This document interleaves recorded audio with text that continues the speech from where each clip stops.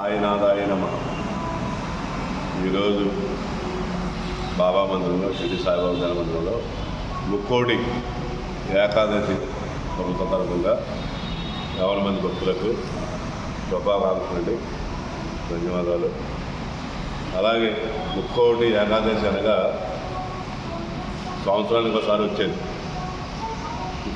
ముక్కోటి ఏకాదశి ఉత్తర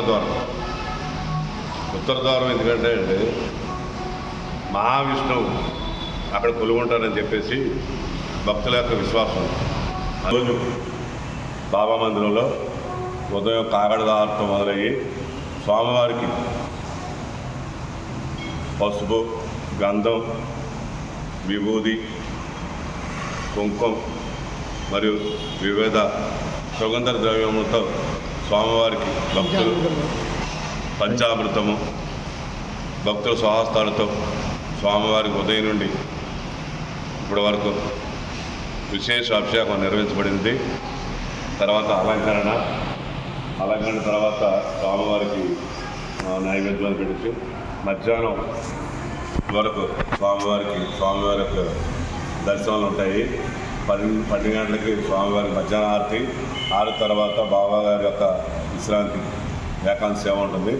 తర్వాత స్వామివారికి తరఫున సాయిబాబా అన్న ప్రసాదం రెగ్యులర్గా స్వామికి పెట్టేది మన మామూలుగా రెగ్యులర్గా జరుగుతుంది.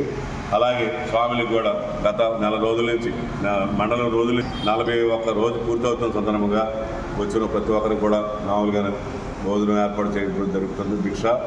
అలాగే గత 41 రోజుల నుంచి వచ్చిన మానధరించి వచ్చిన ప్రతి ఒక్కరికి ఇక్కడ భిక్ష అంటే బాబా గారి నిత్యాన ప్రసాదం భాగంగా బాబా గారి నిత్య ప్రసాదం స్వామికి భిక్ష ఏర్పాటు చేయడం జరిగింది. సుమారుగా ఇప్పటికి 15,000 మందికి స్వామికి మాత్రం పండుగ వరకు ఈ కార్యక్రమం నిర్వహించబడింది.